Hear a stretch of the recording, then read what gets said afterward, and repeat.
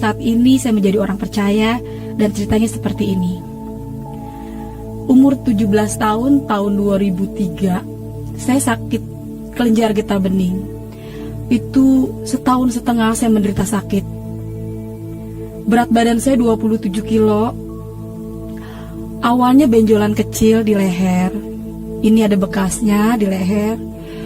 Dia pindah lagi ke bawah leher. Dalam tubuh saya ini ada 4 bekas. Yang terakhir di payudara.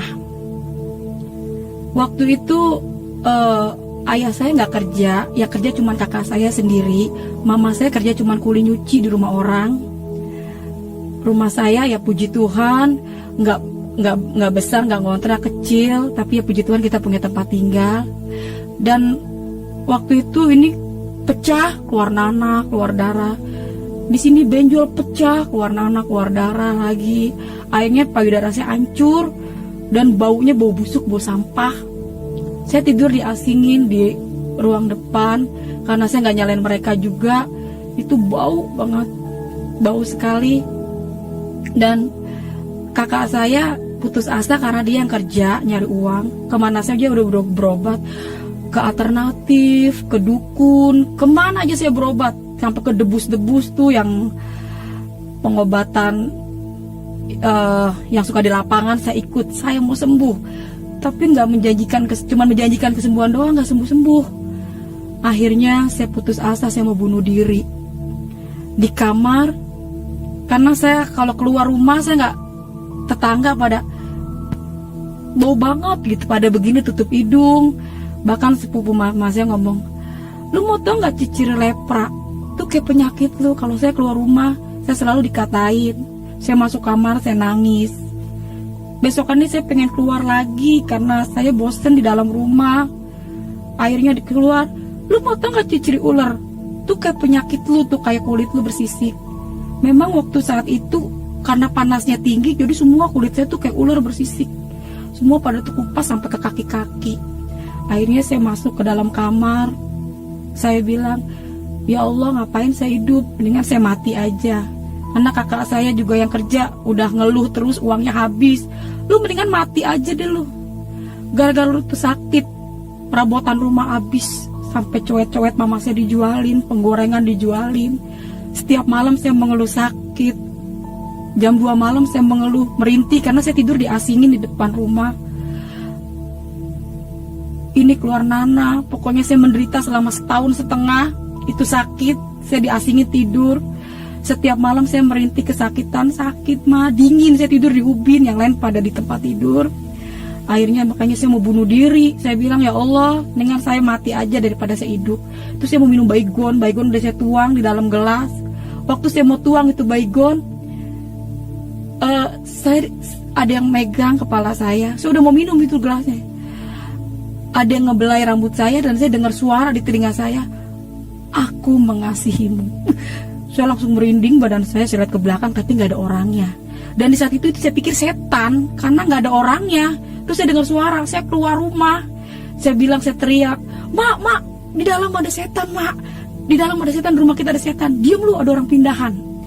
Ada setan, mak, di rumah kita. Tadi mak dipegang, mak, ada dengar suara. Diam, ada orang pindahan. Kenapa saya bilang itu Tuhan Yesus? Puji Tuhan. Makanya saya bilang saya bangga banget punya Tuhan Yesus. Mau bilang, emang siapa yang pindah, mak? Tuh orang Batak, katanya gitu kan.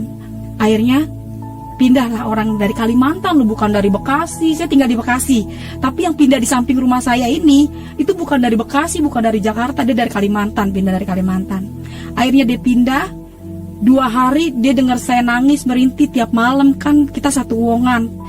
Saya juga bingung, setiap orang yang ngontrak di situ itu orang kesurupan, katanya rumahnya rumah angker samping rumah saya.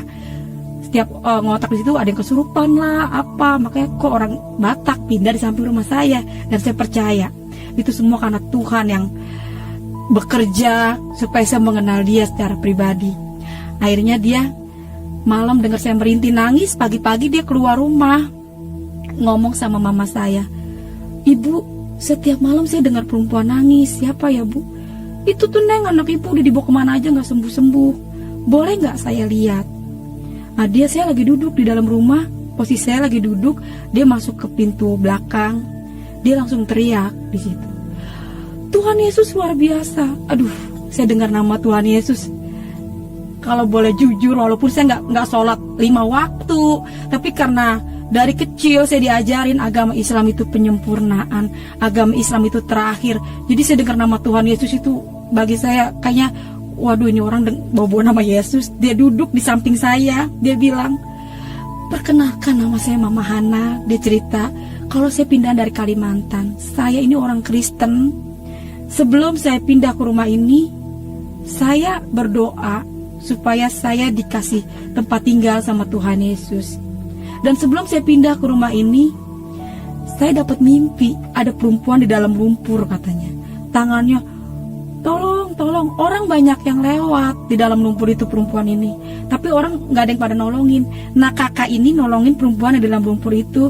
Pakai kayu naik, perempuan ini dimandiin katanya jadi bersih. Makanya tadi diteriak, Tuhan Yesus luar biasa. Dia bilang mukanya sama kayak saya yang dimandiin di dalam lumpur itu.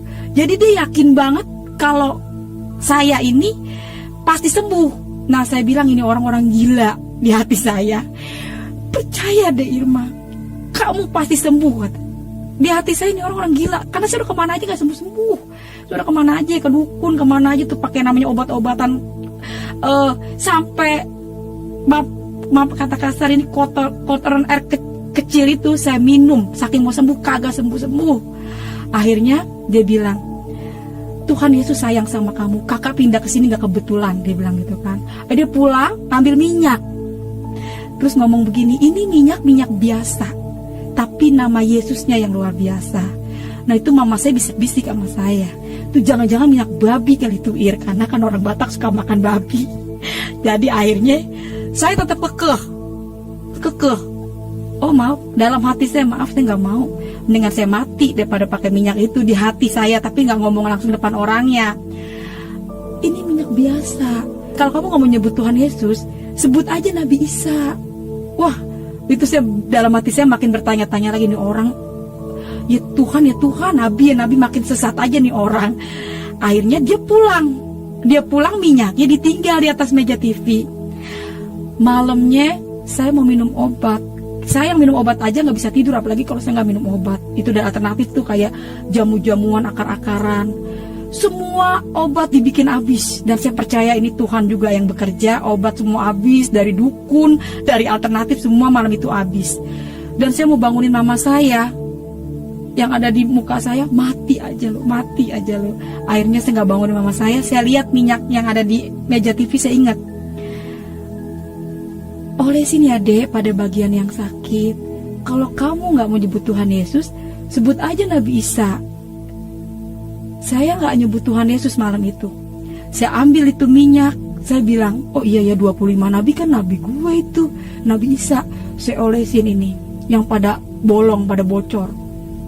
Ini dalam tubuh saya ada 4 bekas, sampai payudara saya itu hancur. Nanti ada fotonya, itu hancur payudara saya sampai gerowak itu payudara saya. Baunya itu bener-bener bau sampah.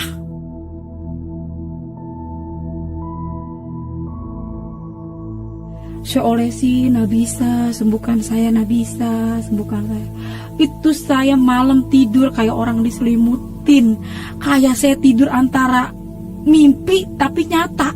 Saya tidur ke tempat-tempat orang-orang kaya yang empuk selama 1,5 tahun. Duh, kalau saya ingat-ingat ke situ, saya jadi sedih. Kalau saya ingat-ingat kejadian itu, selama 1,5 tahun saya sakit menderita. Tiap jam 2 malam saya kedinginan, mengeluh, ma sakit ma dingin ma. Dan malam itu setelah saya pakai minyak yang dibilang minyak urapan, saya olesin, saya panggil Nabi Isa, sembuhkan saya. Saya merasakan kayaknya saya baru nemuin obat yang mujarab dibandingin obat-obat yang saya pernah minum, saya pernah pakai. Akhirnya pagi-pagi kakak saya mau berangkat kerja. Biasanya kan kalau dia mau berangkat kerja jam 6, saya udah duduk, saya udah bangun karena saya sulit tidur. Abis malam saya pakai minyak itu, kakak saya bilang, Mas, Irma mati karena tidurnya pulas, karena enak sekali pakai minyak itu. Akhirnya mama saya bilang, Neng, bangun Neng, Irma mati kata gitu kan. Saya langsung bangun ya, saya ambil itu minyak. Saya ambil minyak, Ma, ini minyak enak banget, Ma. Irma malam pakai minyak ini. Saya cerita lah waktu malam itu, Irma tidur kayak orang diselimutin, Ma. Irma gak kedinginan lagi. Terus tidurnya tuh, Ma, kayak tempat tidur empuk kayak orang-orang kaya, Ma, yang ada di TV, kata saya itu. Itu minyak babi kali, Ir. Mau babi, mau tikus, mau anjing, bodo amat dah. Pokoknya itu minyak, saya kagak peduli. Pokoknya itu enak banget. Bagi saya itu minyak ajaib gitu. Karena setelah pakai minyak itu enak banget. Kata mama saya, yaudah Neng pakai. Yang penting lu sembuh dah Neng, kata, kalau emang itu obat, Ma, kata gitu, kata Ma saya. Ya udah, Ma. Nah, kakak yang di sebelah ini ngerayu saya buat saya ikut ke gereja. Saya tetap kekeh, saya nggak mau ikut ke gereja. Maaf Kak, saya nggak mau ke gereja. Kekeh, saya tetap kekeh sama prinsip saya, mendingan saya mati, saya nggak mau ke gereja. Tapi puji Tuhan, hikmat yang luar biasa ya datangnya dari Tuhan Yesus. Dia ngajak saya, ngerayunya begini, kita jalan-jalan yuk ke mall. Waduh, yang saya tahu mall itu tempat orang belanja. Ya, saya nggak tahu kalau di dalam di mall itu ada gereja. Yang saya tahu tuh gereja itu atasnya tuh kayak di Rawamangun kan, ada gereja HKBP tuh, ada salibnya di atas. Ya, terus saya ngomong, emang kakak nggak malu ya Kak bawa saya ke mall? Saya nih bau loh Kak, saya bau busuk, saya jelek Kak. Nah, kakak ini depan orang yang ngatain saya lepra, ngatain saya ular. Dia peluk saya, tapi saya percaya itu bukan dia. Saya percaya ini roh Tuhan yang ada sama dia. Secara manusia, mama saya yang melahirkan saya aja nggak mau deket-deket saya karena badan saya bau busuk. Saya percaya di saat itu, yakin banget itu roh Tuhan yang ada sama dia. Ya, kalau bisa dibayangin ini nanah, bau banget. Kaki saya itu bersisik. Pokoknya saya buruk, manusia terburuk mungkin bagi saya. Tapi dia peluk saya loh depan orang-orang yang ngatain saya lepra. Kata siapa kamu jelek? Kamu tuh cantik loh deh. Dia selalu perkatakan tuh yang bagus-bagus. Akhirnya, ini orang siapa sih? Jangan Kak, saya bau Kak, saya jangan dipeluk. Dia peluk saya, yaudah saya ganti baju panjang, pakai celana panjang. Benar, saya ke mall. Saya memang udah curiga. Waktu saya mau jalan ke luar, naik angkot karena dia pindahan dari Kalimantan. Dia tuh belum punya apa-apa. Di angkot itu dia megang buletin kertas, gambar Tuhan Yesusnya lagi kayak gini. Saya udah curiga, wah ini kok ada gambar Tuhan Yesusnya ya? Kak, kita mau ke mall ya Kak? Iya, kita ke mall, kata dia gitu. Oh ya udah. Di hati saya masih takut ke gereja. Akhirnya nyampe lah di mall. Itu tahun 2003, namanya Mall Hero. Sekarang udah jadi Mall BCP, Bekasi Seperpak ya, di Kalimalang. Bener, saya udah seneng, bener ke mall. Naiklah saya ke lantai 2. Di situ saya temuin, pas saya lihat ada bangku-bangku, ada mimbar. Wah, di situ langsung saya bilang, wah ini gereja. Wah, kakak ini bohongin saya. Ayo masuk deh. Aduh, saya pegang kantong saya, nggak megang uang sama sekali. Tuhan Yesus itu luar biasa, dahsyat banget. Pokoknya kalau dia udah buka, nggak ada satu manusia pun dapat nutup, termasuk hati saya. Ya, saya udah nggak mau, mendingan saya mati ikut Yesus, kagak mau.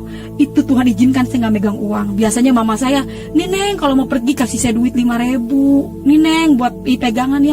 Ini sama sekali saya nggak pegang uang. Dan kalau seandainya pun saya pulang dari Kalimalang ke rumah saya itu Cipendawa, itu saya bisa gempor, bisa jatuh di jalan karena jauh banget, 2 kali naik angkot. Mau nggak mau saya masuk gereja. Saya duduk paling depan. Di paling depan. Saya istighfar karena saya takut, waduh saya sakit, kita gue mati masuk neraka ya, karena di luar Islam itu kafir.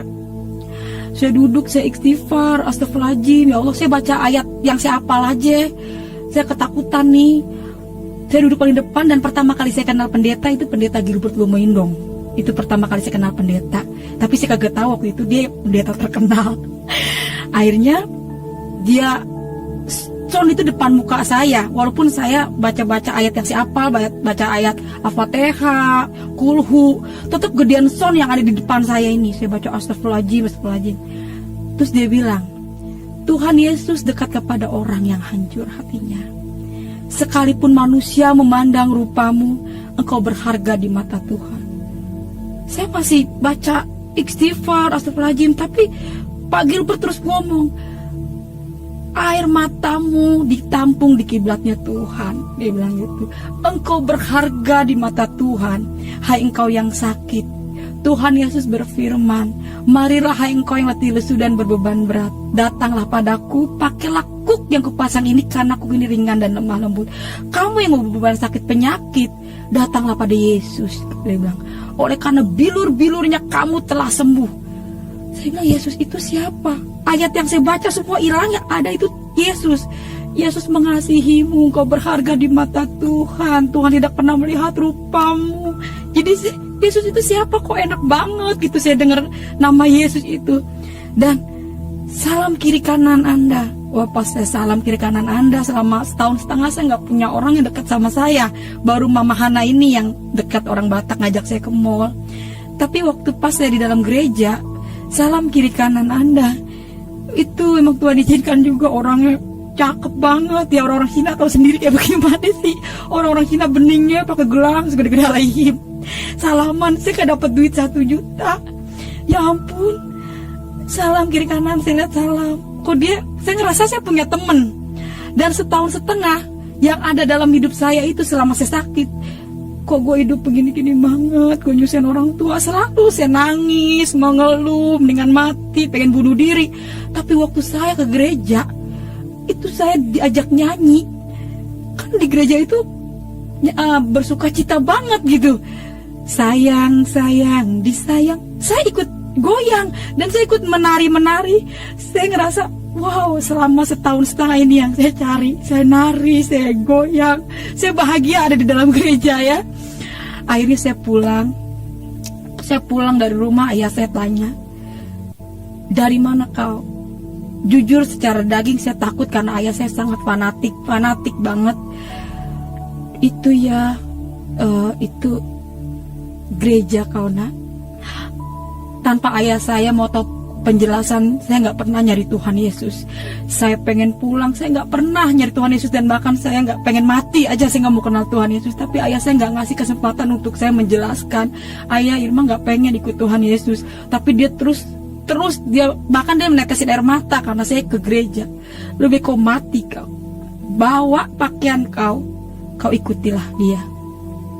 Dia nangis, dia bilang, alamak, emakku guru tafsir karena memang nenekku haji dari ayah, haji Padang asli, Padang seketurunan, nggak ada campuran. Jadi dia ngerasa kalau saya masuk Kristen itu bagi dia itu benar-benar pahit, udah mencoreng nama keluarga lah, apalagi ngomongin agama. Makanya kata ayah saya bilang, lu mendingan mati kau daripada kau ikut Yesus. Bahkan saya mau diusir. Secara logika saya nggak percaya sama Tuhan Yesus. Ini secara logika. Mana ada Tuhan itu beranak, punya bapak, punya emak. Qul huwallahu ahad, Allahus samad, lam yalid walam yulad walam yakul lahu kufuwan ahad. Itu benar-benar secara logika benar, saya nggak percaya sama Tuhan Yesus. Tuhan Yesus manusia, bisa makan, dia bisa, kok dia nggak bisa nolong dirinya, nggak bisa dia tolong. Iya ya. Itulah misi orang Kristen, kata ayah saya bilang. Orang Kristen itu visinya seperti itu nak. Jangan kau nak, ini cobaan buat kau sakit, katanya. Akhirnya ya udah saya tolak. Iya ya, karena saya nggak pernah buka Injil. Jadi ya udah ya, saya nggak mau saya tinggalin itu minyak. Nah, samping rumah saya ini diusir. Heboh lah di situ. Waktu itu dia diusir karena dia bawa saya ke gereja pakai minyak, udah nyampe lah minyak babi, mungkin katanya itu minyak sihir. Akhirnya dia pindah. Saya udah nggak mau pakai minyak itu, udah nggak mau pakai minyak gituan. Saya tinggalin. Malamnya, siangnya guru ngaji datang semua, keluarga mama saya. Irma, lihat tuh, katanya payudara lu. Saya lihat payudara saya, benar, itu hancur, itu busuk, itu gerowak. Lu nanti lu masuk gereja, lu mati, masuk neraka. Iya. Udah lu balik lagi, lu sono sembahyang, lu sholat, minta ampun. Iya, maafin Irma. Akhirnya saya malam, saya ambil baskom. Saya pikir saya udah lemah. Ma, sini ma, saya takut banget ini masuk neraka. karena saya pikir sudah ikut ke gereja. Saya ingat kalau surga di bawah telapak kaki ibu. Mungkin dengan saya mencuci, meminum air kaki mama saya bisa masuk surga. Karena keadaan saya waktu malam itu udah lemes banget. Saya ambil baskom, saya cuci kaki mama saya. Kata mama saya, jangan Neng, Ma udah ikhlas kok Neng, Ma udah ikhlas. Kakak saya juga ada waktu itu, dia bilang, si Irma mau ngebekasin. Akhirnya saya minumlah air kaki mama saya. Malamnya saya sembahyang, saya sholat, saya minta ampun, udah ikut ke gereja. Dan saya dikasih mimpi. Malam saya dikasih mimpi, Tuhan Yesus itu di atas langit, pakai jubah putih. Saya diri seperti ada kayak tiang, tapi banyak orang yang lari depan saya. Tuhan, ngejar-ngejar sampai kayak berbentuk gedung. Naik orang itu banyak naik gedung itu. Tuhan, saya ngeliatin kok banyak banget orang. Terus saya ngeliat kayak ada, dia itu baju putih, dia bilang, aku akan kembali menjemput orang yang percaya dan yakin kepadaku. Wah, saya bangun, saya takut. Saya langsung pas banget ada ayah saya di saat itu. Ya bangun ya, Irma kan udah ninggalin Tuhan Yesus ya. Irma udah gak mau ikut-ikut Tuhan Yesus, udah ditinggalin minyaknya. Kata ayah saya, itulah kau tidur gak baca doa, katanya ayah saya gitu. Oh ya udah ya, iya mungkin saya gak baca doa. Malam kedua saya tidur lagi, saya baca doa. Saya takut mimpi Tuhan Yesus. Saya baca doa jam 1:30, jam 2-an, itu payudara saya jadi nempel sama baju. Jadi kalau saya buka begini, itu dagingnya nempel sama baju, itu keluar darah banyak. Jadi di tempat tidur itu darah semua. Saya udah gak bisa ngomong. Saya ambil emuk, saya timpuk mama saya bangun semua, ayah saya semua pada bangun. Mama saya sempat putus asa, ya Allah kalau mau diambil, jangan disiksa begini anak saya. Saya keluar darah, digunting baju saya sama mama saya, dikumpulin itu darahnya. Pagi-pagi saya dioper ke puskesmas yang terdekat. Selama saya sakit saya nggak pernah ke puskesmas. Setahun setengah saya nggak pernah ke puskesmas karena saya pikir kalau dokter kan dikit-dikit asal buang kata gitu, ntar dipotong gitu. Saya nggak mau. Akhirnya karena darah mengeluarkan darah banyak, akhirnya saya ke puskesmas. Sampai di puskesmas saya dioper ke rujukan Rumah Sakit Bulan-Bulan Umum Bekasi. Disitulah saya divonis, anak ibu kena riwayat kanker stadium 4, adanya gitu kan. Ini harus dibawa, dikasih rujukan lagi ke Darmais, kata dia bilang gitu, karena alat-alatnya semua di sono, kemo apa gitu. Terus saya nggak mau, saya mendingan bener mah. Saya berdua-duaan sama mama saya, kalau ingat ke situ kita nangis berdua sampai di jalan. Sakit ya Neng, kata mama saya. Tapi saya nggak mau dipotong-potong, kata gitu. Mendingan di rumah mati aja, kata gitu. Ya udah Neng, kita terus gimana Neng, mah nggak punya biaya, kata gitu, kata mas saya. Udah mah kita berobat jalan aja, biarin nggak apa-apa mak. Akhirnya saya pulang hari kedua, saya balik ke puskesmas karena saya butuh perban sama alkohol, kan itu darahnya masih ngucur. Hari kedua saya ke puskesmas, saya ketemu orang yang berbeda. Saya udah tinggalin itu minyak ya, orangnya udah pindah, udah tinggalin minyak. Saya kagak mau kenal Tuhan Yesus, saya udah sholat, udah nggak mau, saya udah minta ampun. Nah waktu ke puskesmas hari kedua, saya ketemu beda orang, namanya Bu Foni. Dia orang Manado. Dia bilang gini, ibu sini deh, saya mau ngomong 4 mata, kata dia gitu. Ngomong apaan ya Bu? Saya ngomong di ruang gigi sama ibu yang ngajak saya nih, Bu Foni. Dia seorang bidan di puskesmas. Akhirnya dia bilang, ibu, dia ngomongnya juga, dia megang-megang kantong ya. Nah ini ya, ibu saya ini perkenalkan, nama saya Foni, saya orang Kristen. Terus dia ngeluarin minyak dari kantongnya. Itu emak saya itu pengen kaget. Lu bujuk, itu minyak ketemu lagi, kata gitu, kata emak saya. Dia cuma orang Bu Foni kan nggak tahu sebelumnya kalau saya udah pakai minyak itu. Jadi mama saya itu bener-bener, itu minyak ketemu lagi. Jadi yang ada di otak saya itu waktu itu, waduh itu minyak, gara-gara tuh minyak sampai heboh katanya itu minyak babi. Gara-gara itu minyak saya ditendang sama ayah saya diusir. Pokoknya rame dah tuh gara-gara minyak gituan doang. Akhirnya mama saya bilang, lu jujur ya Neng, lu jujur ya Neng, itu minyak ketemu lagi, kata mas saya. Lu emang enak Neng pakai minyak gituan, kata. Ma jujur ma, itu minyak enak banget ma. Kalau obat yang lain ya udah deh Neng pakai tuh minyak, mungkin emang tuh minyak jodoh lu kali, katanya lu sembunyi di situ, kata ma gitu. Tenang aja ma, ntar kalau sembuh Irma tinggalin tuh minyak. tenang aja mak, kalau udah sembuh ya tinggalin tuh Yesus ini tinggalin, pakai minyak dulu deh nih karena kita butuh kesembuhan. Yaudah Neng, lu pakai aja, bilang-bilang ayah lu, kata gitu. Akhirnya kita janjian sama Befun ini di puskesmas hari Jumat. Dan saya nggak ngerti ya, Tuhan itu bener-bener luar biasa ya, dahsyat banget Yesus ini ya. Begitu banyak gereja, jadi saya nggak bawa gereja, segala pujian cuma buat Tuhan Yesus.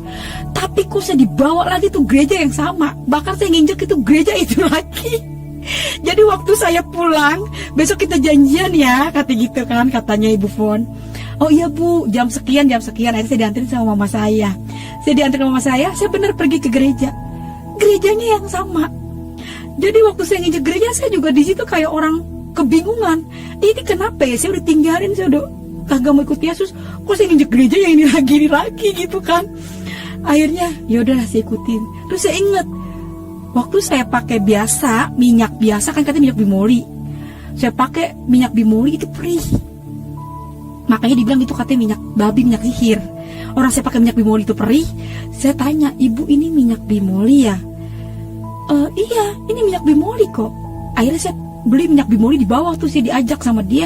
Saya ambil sendiri itu minyak. Saya lihat, saya ambil, itu beli, saya dibawa ke kasir, saya bayar. Terus saya lihat di mata saya sendiri ya, itu minyak didoain sama pendeta. Dalam nama Yesus Tuhan, ini minyak menjadi minyak yang diurapi Tuhan, minyak yang luar biasa. Tetesin ya ke dalam mulut, kata dia bilang gitu kan, ke dalam tubuh. Karena kalau penyakit dalam harus masuk itu minyak urapan, ya kan. Saya lihat sendiri, doain, saya bawa pulang itu minyak. Nah pulang saya dari gereja, saya dibawa ke Gramedia sama ibu ini. Saya dibawa ke Gramedia, saya dibeliin Alkitab. Ini bawa pulang ya Irma. Waduh, saya di situ saya bingung. Ibu ini terlalu baik. Sebenarnya saya mau tolak ini Alkitab karena bapak saya itu fanatiknya minta ampun. Iya Bu, baik banget, saya diajak makan. Pokoknya saya dibelanjain dah sama ibu ini dah, pokoknya baik banget dah nih ya. Akhirnya saya nggak bisa nolak, saya bawa lah itu Alkitab. Dibawa ke tas, saya pulang. Sesampainya saya di rumah, itu Alkitab saya taruh di bawah baju. Saya taruh di bawah baju. Mama saya bilang, lah udah pulang lu Neng? Iya Ma, saya cerita. Nih Ma, Irma dibeli minyak, ini beneran minyak bimoli. Saya cerita ada mama saya, ini beneran minyak bimoli Ma. Ya udah deh Neng, katanya. Akhirnya saya setahun setengah nggak pernah mandi. Mak, mandi Mak. Tadi Irma dengar firman Tuhan, imanmu lah yang menyelamatkanmu, gitu kata pendeta.